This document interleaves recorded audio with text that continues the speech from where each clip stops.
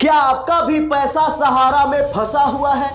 क्या आपने भी अपनी बेटी की शादी, बेटे की पढ़ाई या बुढ़ापे का सहारा सोचकर अपने खून पसीने की कमाई सहारा में जमा किया था? गांव के भोले भाले लोगों ने अपने सपनों को सहारा के भरोसे सौंप दिया था, लेकिन आज वो सपने, वो भरोसा सब टूट चुका है। कई सालों से इन गांव वालों की सिर्फ एक ही पुकार है, आखिर हमारा पैसा वापस कब मिलेगा? आखिर हमने जो सहारा को अपने खून पसीने की कमाई दी थी, वो पैसा हमें वापस कब मिलेगा? देखिए, सहारा ने भरोसे का ऐसा जाल बुना कि उस जाल में करोड़ों लोग फंस गए, जिसमें सबसे ज्यादा गरीब और ग्रामीण परिवार के लोग शामिल थे। सहारा ने गांव-गांव में एजेंटों के जरिए यह प्रचार किया कि पैसा डबल हो जाएगा, शादी ब्याह में मदद मिलेगी, बच्चों की पढ़ाई के लिए एक मस्त प्लान है। इस प्रकार के एजेंटों के द्वारा गांव के भोले भाले लोगों को प्लान बताया जाता था। असल में ये वादे ज्यादातर बिना किसी गारंटी के थे,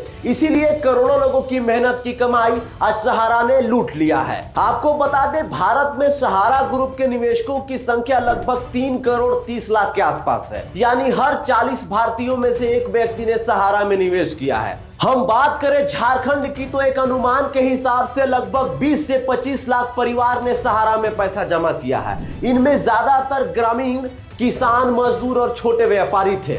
लेकिन अब झारखंड के लोगों के लिए खुशखबरी है, उनके लिए खुशखबरी है जिनका पैसा सहारा में फंसा हुआ है। झारखंड की अबुआ सरकार ने एक बार फिर उम्मीद की किरण दिखाई है। जो झारखंड के निवासी हैं, जिनका सहारा में पैसा फंसा हुआ है, उनको मुख्यमंत्री हेमंत सोरेन पैसा वापस दिलाएंगे। जी हां, सही सुना आपने, झारखंड में सहारा इंडिया के लाखों निवेशकों की उम्मीदें फिर से जाग गई है। मुख्यमंत्री हेमंत सोरेन ने साफ साफ कहा है कि सहारा इंडिया के निवेशकों को उनका हक दिलाने के लिए विधि सम्मत और ठोस कदम उठाए जाएंगे। मतलब अब कानूनी मोर्चे पर होगी सीधी टक्कर। मंगलवार को विश्व भारती जनसेवा संस्थान के प्रतिनिधिमंडल से मुलाकात के दौरान मुख्यमंत्री ने यह बड़ा ऐलान किया है। जब सहारा निवेशकों के पैसे वापस दिलाने में राज्य सरकार कोई कसर नहीं छोड़ेगी।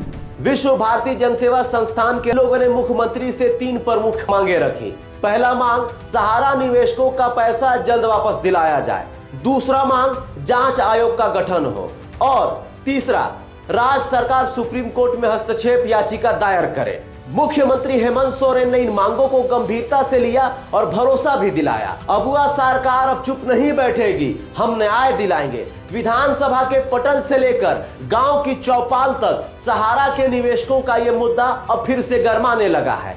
सबसे बड़ा सवाल, सहारा जैसे बड़ी कंपनी आखिर कैसे डूब गई? आइए इस वीडियो में हम आपको आगे बताते हैं। 2010 के बाद सेबी ने सहारा की 2 कंपनियों पर सवाल उठाए। सेबी का मतलब भारतीय प्रतिभूति और विनिमय बोर्ड। सेबी का कहना था कि नियमों के बिना निवेशकों से हजारों करोड़ रुपए जुटाए गए, पैसा कहां से आया, कहां गया, इसका कोई साफ रिकॉर्ड नहीं है। करोड़ों निवेशकों का डेटा तक अधूरा और नकली पाया गया। इन्हीं सब फर्जीवाड़े को लेकर साल 2024 में सहारा के मालिक सुब्रत राय को जेल भी जाना पड़ा, लेकिन करोड़ों निवेशकों की रकम अब भी लापता है। आज भी सेबी के पास सहारा के करीब 25,000 करोड़ रुपए जमा है, लेकिन सिर्फ कुछ ही हजार निवेशकों को पैसा मिला है, बाकी आज भी इंतजार कर रहे हैं। ये देश का सबसे बड़ा निवेश घोटाला है, जिसने झारखंड जैसे गरीब राज्य के लोगों को बर्बादी की कगार पर खड़ा कर दिया है। अब राज्य सरकार जागी है, तो सवाल ये है, क्या ये लड़ाई झारखंड जीतेगा या सहारा की अंधेरी गलियारों में खो जाएगा? अब आपके मन में ये ख्याल आ रहा होगा कि जब सेबी के पास सहारा का 25,000 करोड़ रुपया जमा है,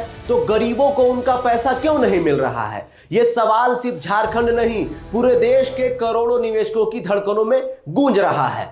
आइए इसका जवाब सरल भाषा, आंकड़ों और सत्ता की चालबाजियों के साथ समझते हैं, ताकि आप इसे आसानी से समझ पाएं। देखिए, सहारा का पैसा कहीं गायब नहीं हुआ है या कोई विदेश लेके नहीं भागा है। 25,000 करोड़ से ज्यादा की रकम सेबी के पास जमा है। जब पैसा जमा है तो लोगों को मिल क्यों नहीं रहा है? यही सवाल आपके मन में भी आ रहा होगा, हमारे मन में भी आ रहा है। तो इसका जवाब सत्ता के गलियारों में छिपा है। क्या है सच्चाई, हम आपको बताते हैं।